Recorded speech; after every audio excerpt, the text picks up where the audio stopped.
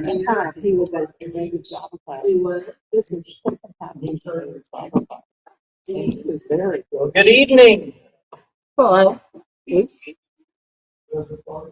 Welcome everyone to Wednesday evening Bible class. Glad that you are here on a brisk, cool evening. Have you already put down your salt and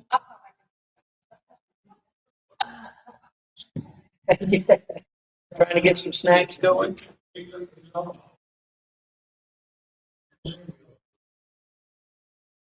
Looking for our first snow tomorrow. Hopefully it won't be much. Quickly melted. Just a dusting. Hopefully. Hopefully not. We'll see. Few announcements. This Friday is a men's breakfast. It's a bring your own breakfast because it's really mostly a Devo. 7:15 a.m. Won't be long. We invite anyone who might be interested in starting their Friday with a devotional. The men, yes. Although, I'm not going to check IDs at the door. Also, there is a potluck. First potluck of the year, January 16. About a week and a half or so. A couple of weeks away, 10 days. Right? Put that down on your calendar and look for a time of table fellowship. We will have a guest speaker that day. I will be away visiting my granddaughter. Who crawls now? Who is now crawling, yes. How old? In 6 months. A little over 6 months. 7 months now, probably. Maybe 9 months. I have no idea. That's right. Oh, that's a little bit. Because I was thinking, Anyway, I'm going to see her. The church where they attend has a baby dedication, and I'm going to go be a part of that. Yeah, we're seeing how we might incorporate that here soon. We are studying love. Love is ... Fine. or love is not ... We've covered the love is. Now we're on the love is not. Not romantic love. This is the love that a church should have for itself, for others, for the world. What does healthy love look like? And tonight, it does not look like boastfulness. It does not look proud. 2 conditions. Not boastful, not proud. Why does this behavior have so much traction? Why is this so important? Why does this dig down a little deeper? It's Jesus.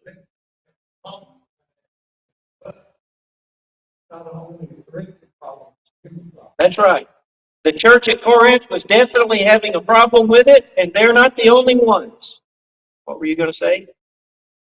I don't remember. It's also related to envy, our topic last week. It's very close to envy. Boasting is a way of differentiating yourself from someone else. And when you differentiate yourself from someone else, most of the time you're saying, and I'm better. You're superior. That's why you boast. And this reason does not qualify as love, because the love Paul is advocating has nothing to do with being better than someone. In fact, it's being more of a servant to them. Let's go to Matthew chapter 6. Matthew chapter 6. Beginning with verse 5. No.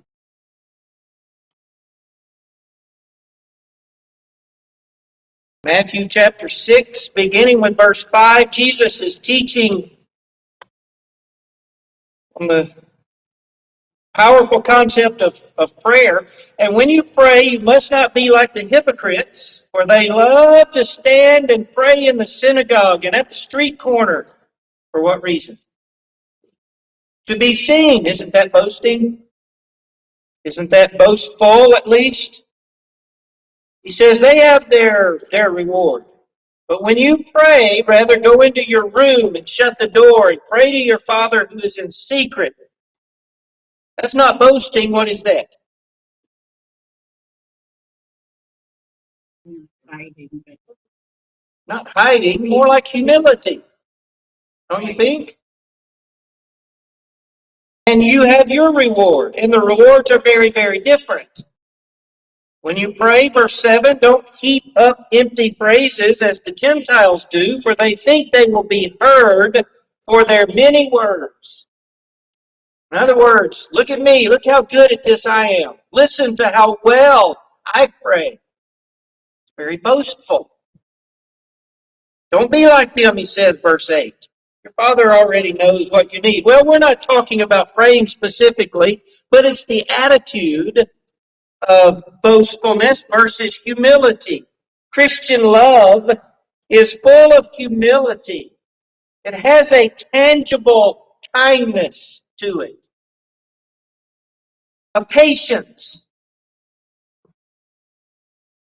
And we are loving a person who may not love us in return. It may even be our enemy. Remember, we talked about that last week?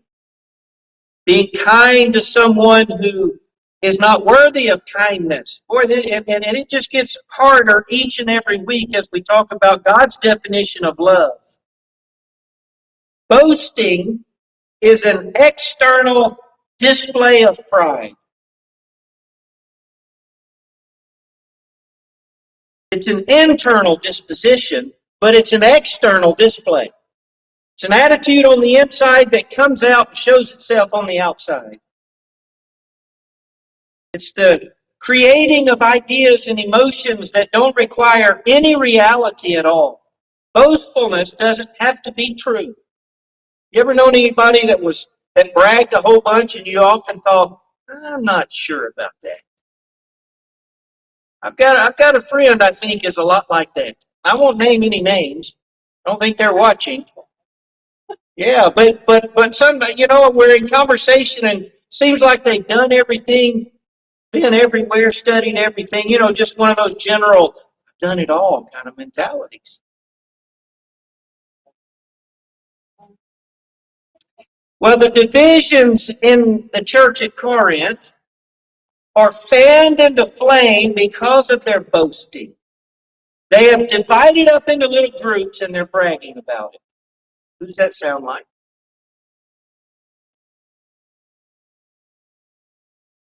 Anyone familiar?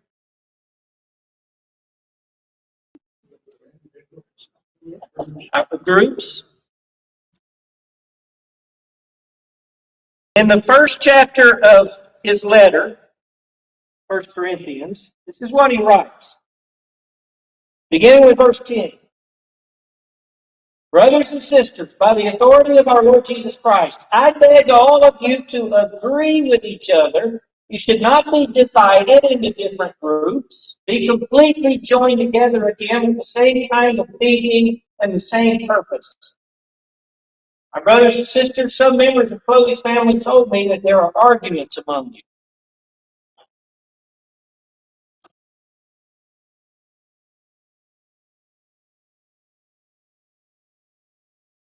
He's not saying this to lift them up. He's saying this because he disapproves. What is he disapproving of? The division. He says, you have split up into all these little groups. You don't agree with each other. So what should they do? talk about it.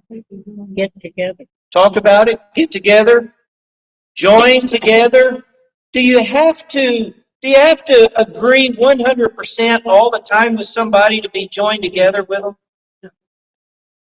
No, I don't even agree with myself. Do you? No. Until you find out differently. He says, you even have your reputation of arguing. Can you imagine that having a reputation of being argumentative? You don't have that kind of reputation, do you? Having a reputation of constantly arguing. And I think he's saying God isn't impressed by this at all. God just isn't impressed with this concept. And he goes on to say, what is the only thing we should boast of? If we're going to boast, what should we boast of?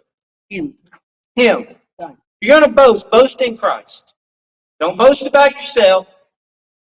Don't boast about others.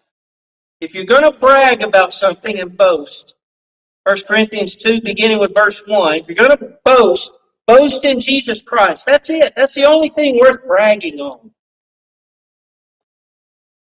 But we find them, as we go on through 1 Corinthians, we find them boasting, and it may not say directly they're boasting, but you get the picture. Look at beginning with chapter 11.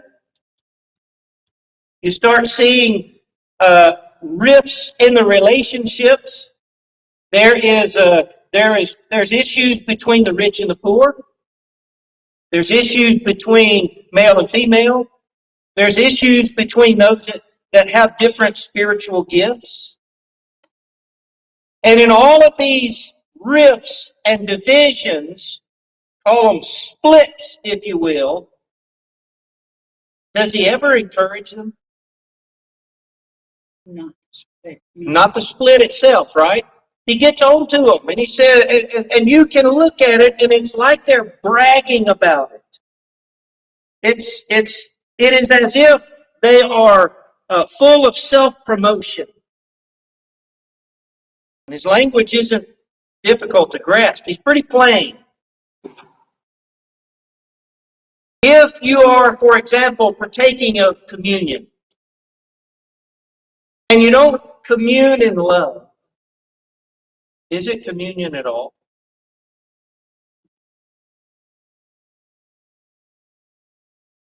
I mean, it's not a difficult concept. If you have spiritual gifts and you're practicing that gift without love, is it a spiritual gift? No. It may be a gift. It's probably not even considered a gift, is it? Because how did we start 1 Corinthians 13?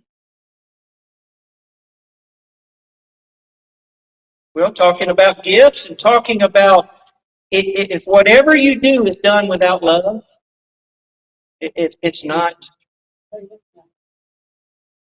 It's not what you think it is. It's just a clanging gong. It's a noisy cymbal. It's just noise. In chapters 8, 9, and 10, he's going to ask, is there one God or are there many gods? Because they were starting to divide even over that. Can you go to this place, and this place, and this place? Because they start dividing over that. If I'm invited to dinner by somebody who worships idols, is it okay if I go eat with them? Because they were starting to divide over that. And what do I do if I go to somebody's house and they worship idols and another Christian sees me there? Now what do I do? See, they were dividing over that. Every little thing, every little issue, every little thing they can come up with, they start dividing over. And the division really begins with the boasting and the bragging and the self-promotion, because what's at the core of a split? A division. Somebody's wanting their way. Somebody is thinking, my thought process is superior to yours. Yours is no good. I'm right, you're wrong. Case closed.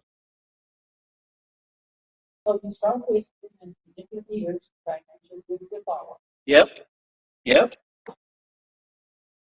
So if you had a church that was like that, how would you address them? Paul takes what we've been calling the Jesus Creed. Love God first and foremost with everything in you, and love your neighbor as yourself. And everything else is wrapped up into that. Learn to love. He doesn't pound them over the head with a lot of doctrine. He does some, but in it, it is learn to love each other. Learn to get along.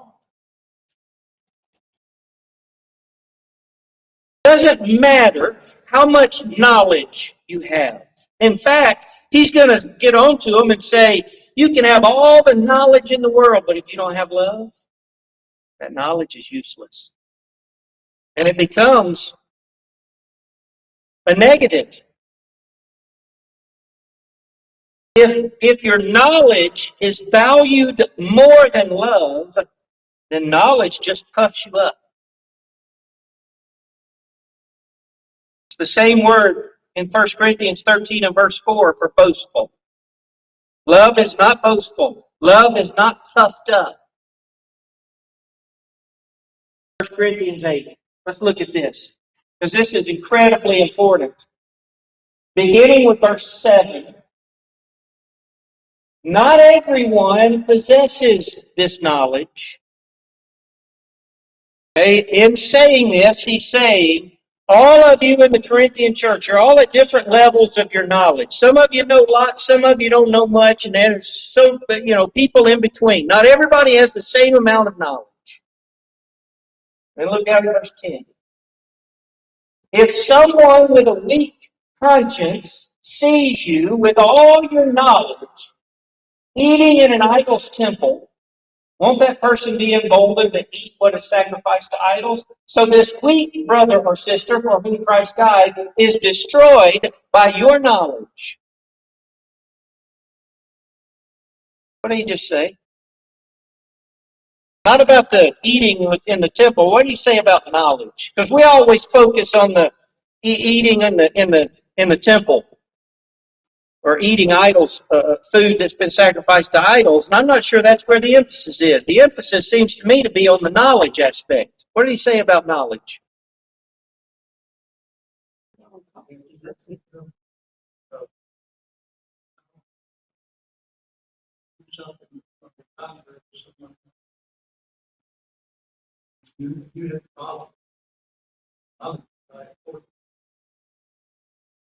That's right.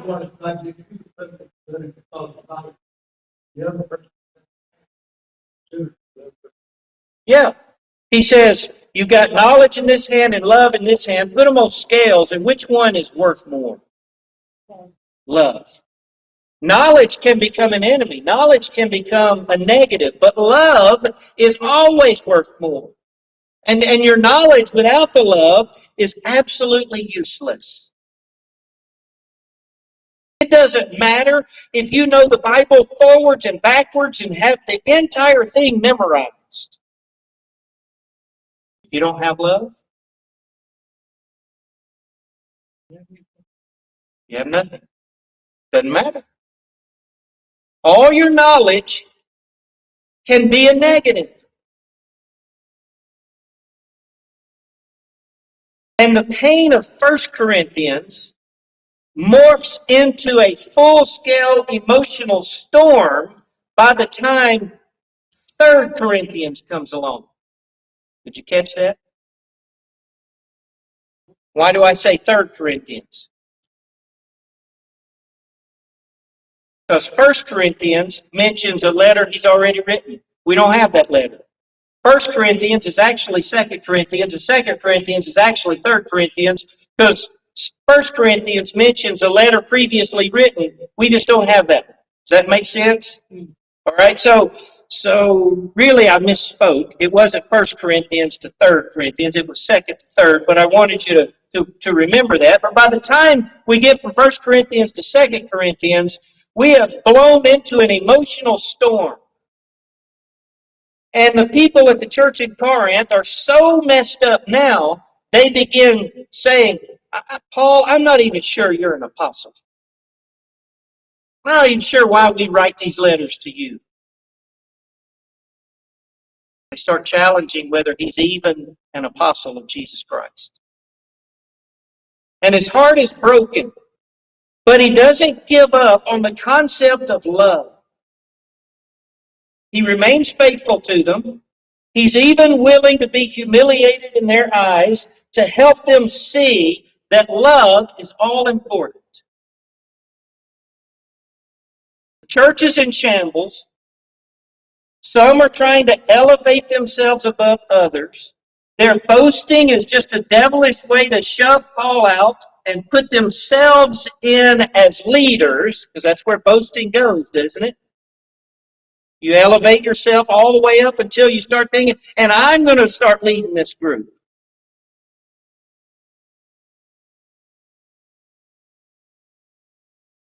Now, they could have warned many of their situation of clear signs of impending disaster throughout the years, because many other groups have gone through this. When boasting gains momentum, when it builds up steam, it creates an alternate reality based on alternate facts. In other words, it's not even true anymore. Truth is sacrifice.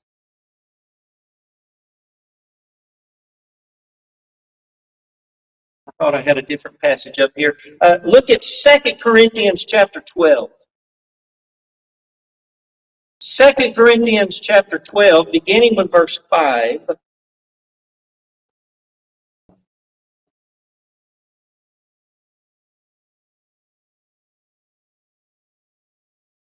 When you start boasting, you don't even have to have truth anymore, right? You know people that take boasting so far that pretty soon they run out of truth. And it just becomes a false reality. But watch what Paul does. I will not boast about myself. Except what? Except about my weaknesses. That's the only thing I'll boast about. See, he's going in the opposite direction of the direction they're going in. I'm not going to brag about me except to tell you my weaknesses. Now watch verse 7. Let's say 7b. In order to keep me from becoming conceited, I was given a thorn in the flesh, a messenger of Satan to torment me. 3 times I pleaded with the Lord to take it away from me. What happened? Yeah. What is Paul bragging about? See, they're challenging whether he's even apostle, and what does he brag about? God's power. God's power.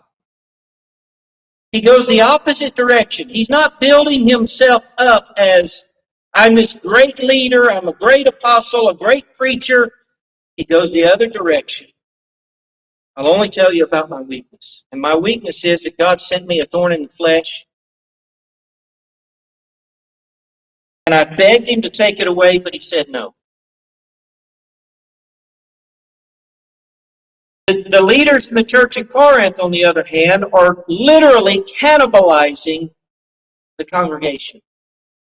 It's being destroyed from the inside out. Now, in our culture, we have to be careful. What does boasting look like in our world? Because we don't live in the same exact culture. Okay, they were dealing with idols and temples and meat that was sacrificed in offerings to false gods. We don't really have to deal with that. What does it look like in our world? Ego. Okay, egos. What else? Yes. limousines, and fine clothes. Jets, limousines, and fine clothes. Okay. What else? Think of the ways, times, and places we at church brag, boast, become proud.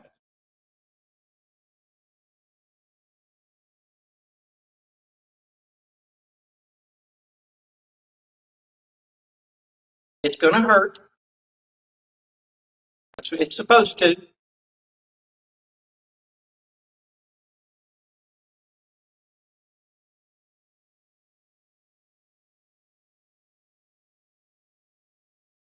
When others are boasting about a win that we approve. I don't mean a win in sports so much. I mean when someone won an argument. When someone did something we approve of.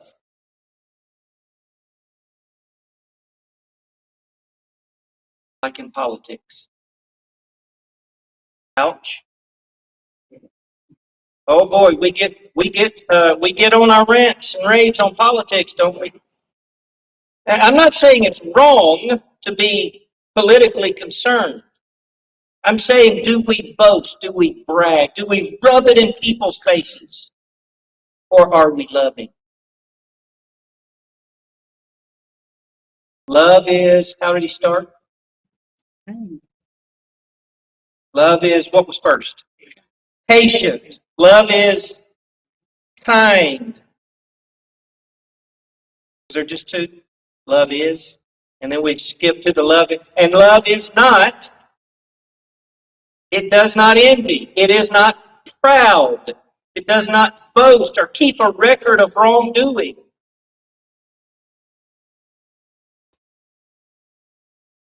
I'm telling you, it's hard. It's tough. God's definition of love, we have so messed up love.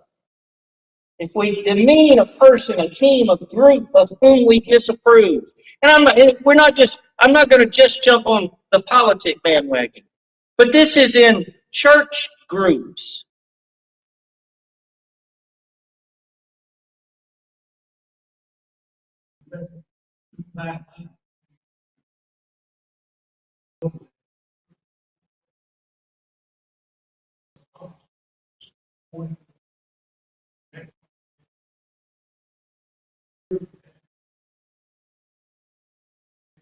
Yeah.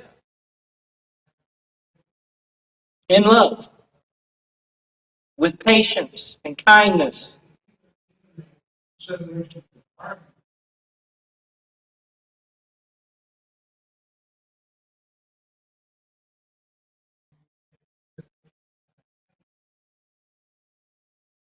Sure.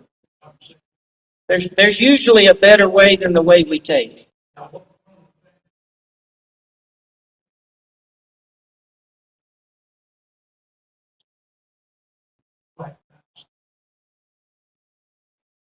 Yeah.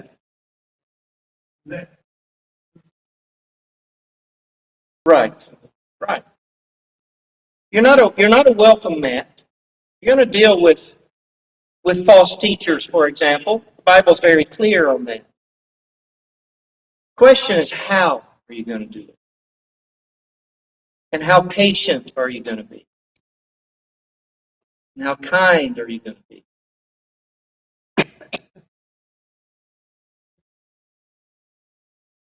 If I become a bully, am I practicing love? No.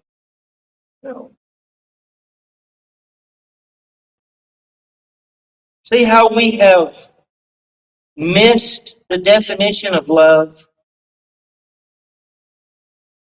Watch this one. Romans 12. I appeal to you, therefore, brothers, by the mercies of God, to what? Present your body as a living sacrifice. What does sacrifice mean? Giving of yourself. Giving of something that's important to you, giving it up. That's a sacrifice. Is it a sacrifice for me to give up coconut pie if I despise coconut? No. That's not a sacrifice at all. So a sacrifice is giving up something that is important to me. Present your bodies as a living sacrifice, holy and acceptable to God, which is your spiritual worship. Giving up something that's really important to me is something He calls me to do as my worship. Most of our differences revolve around worship, don't they? And really, the preference, I'll look and search until I find a passage I like that agrees with me.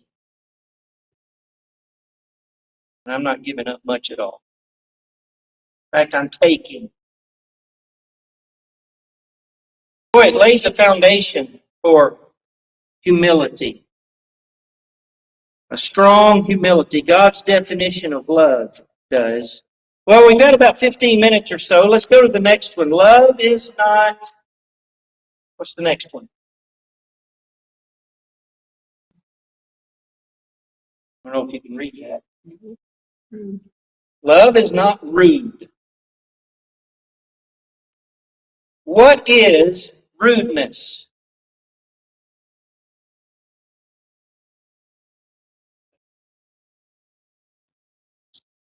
Not being very nice. But how do you define? Have you ever tried to define rudeness? Okay, we've already said love is kind. Isn't kind of the same thing? Love is kind, love is not rude. But wait a minute, because rudeness is cultural. What may be rude in this culture is not in this culture. What may be rude in this family is not in this family, so on and so forth. So how do you define it? A sense of respect. It doesn't dishonor.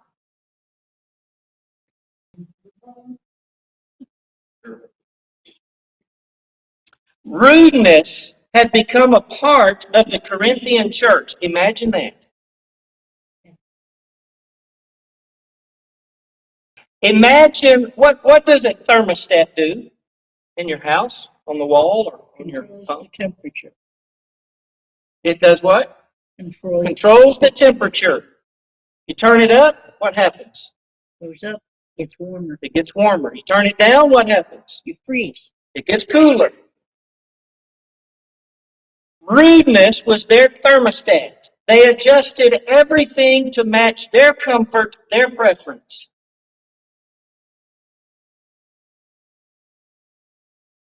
What happens if you've got this person controlling the thermostat, and this person controlling the thermostat, and this person controlling the thermostat, and this person controlling the thermostat? One church I was with, we put smart thermostats on the wall and gave every deacon and elder and minister the control to it. So that's about a dozen people. Guess what happens on any given church event? Somebody complained about the temperature. Everybody's adjusting it to the way they want. You know how long that lasted? A week. Not very long. And that's what happens when rudeness takes over. We adjust things to match my comfort level, my preference, the way I like it.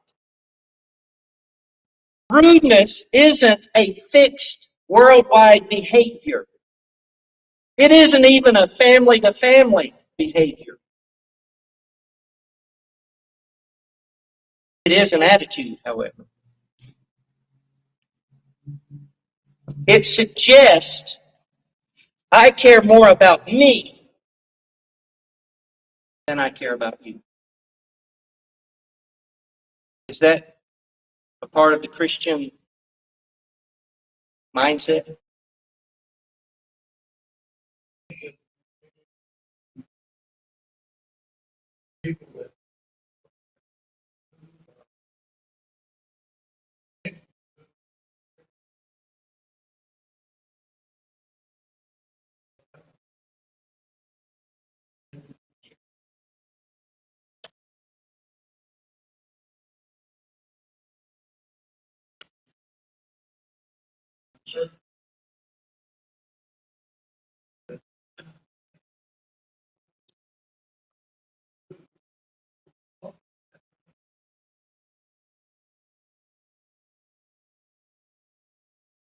Mhm.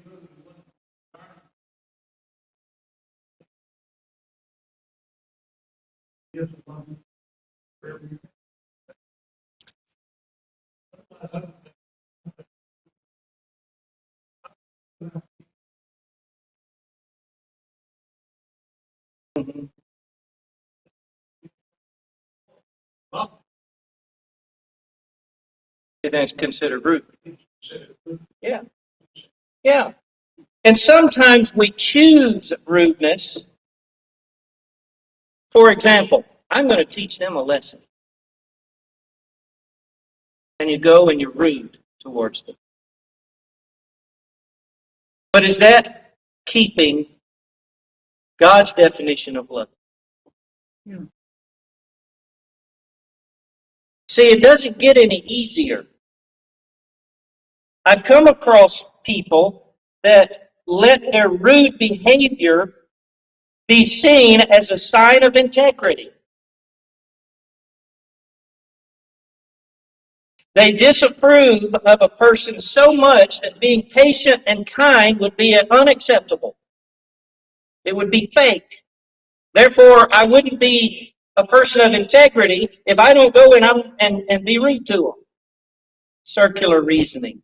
It's not good reasoning, but it's circular reasoning, and to them it's good. So they become rude and demeaning, thinking they're a person of integrity. But they've forgotten about the not keeping a record of wrongs aspect to the definition of love. They've forgotten about Jesus' teaching about the splinter and the beam in the eye. It's not easy. Now, the word for rudeness is used throughout 1 Corinthians. It may not always be called rude, but it's there a lot. Apparently, they had a real struggle with it.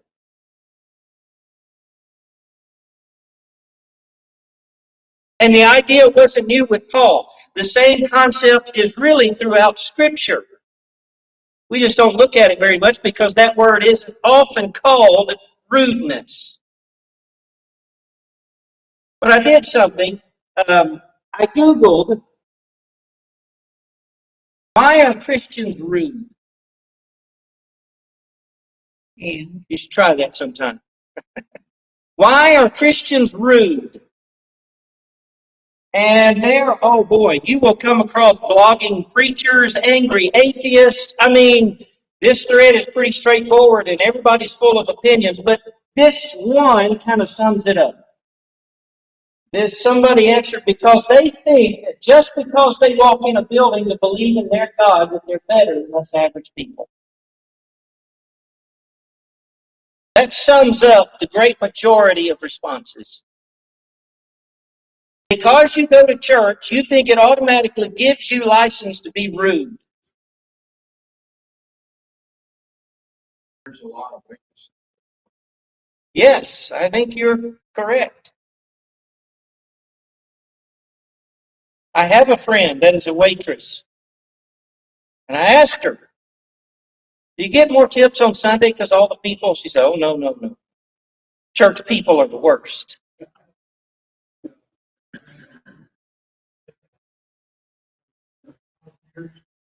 Yeah.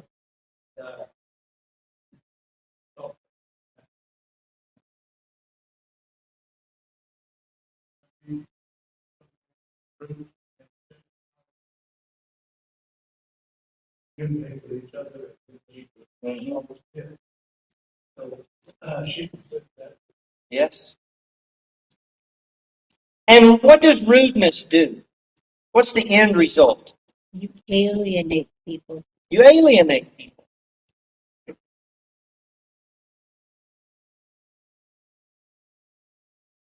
I was a guest speaker at a church.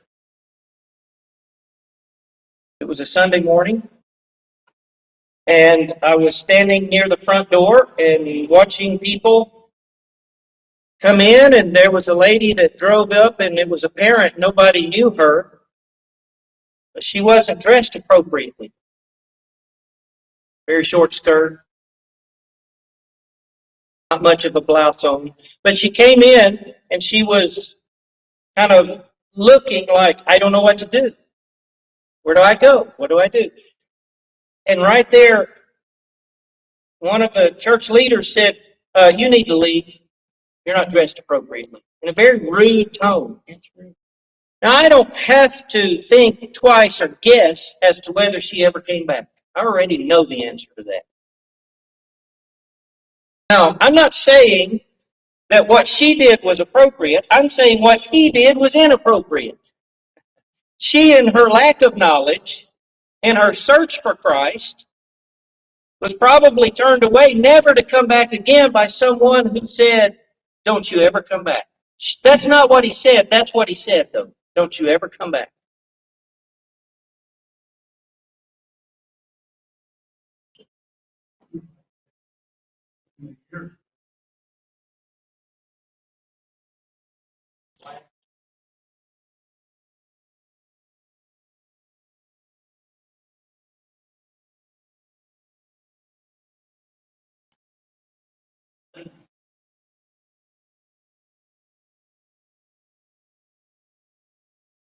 First Corinthians 9 and verse 12.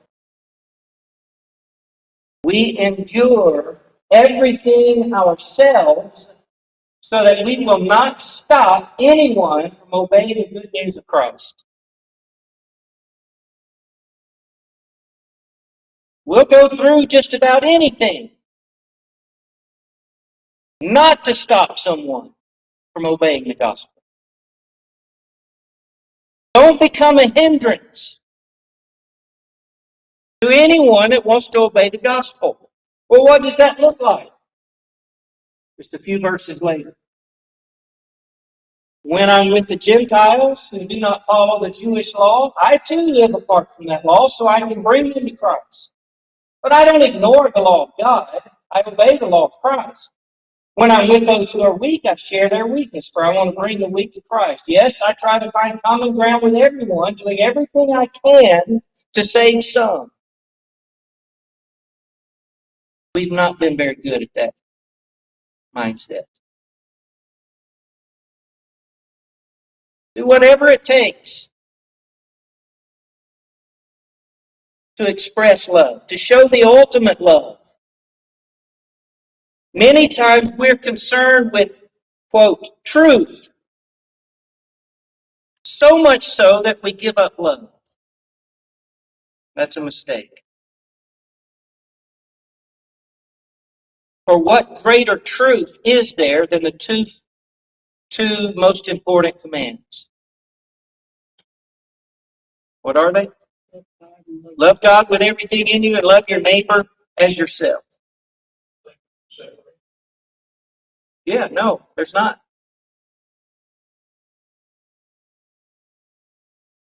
So ultimately, what happens when I start thinking, my thought process is superior to yours? Ego gets a boost that shouldn't have, Your ego gets a boost, that it shouldn't be there. and it shouldn't be there. It should be backed up with truth and love. But those two go together. But by the same token, truth, if you deliver bad news correctly with love, Mm-hmm. like that lady, Mm-hmm. that I've had experience with that too. But if you approach it right, then you've won. Yeah, there's a way you can reach someone, and there's a way you can drive someone away. One of the things, Charlie, that I think like, for example, we're all sick. Someone that's doing certain.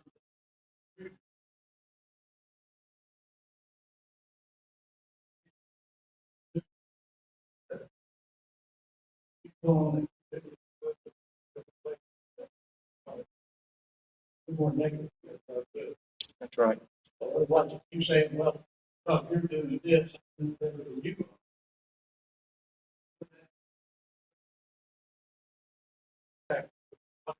doing. You're doing something else, you know, same.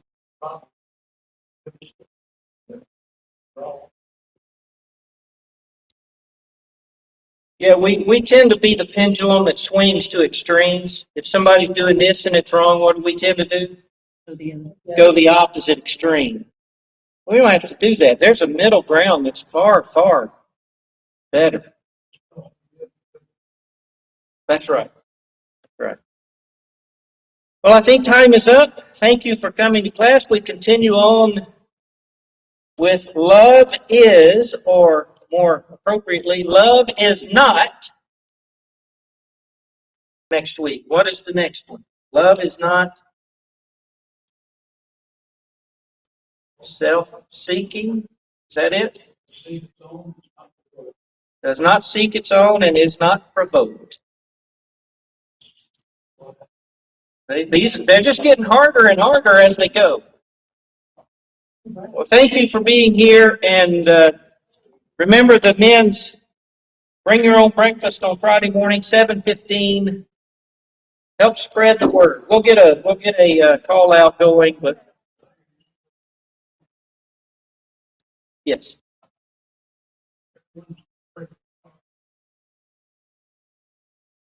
Okay.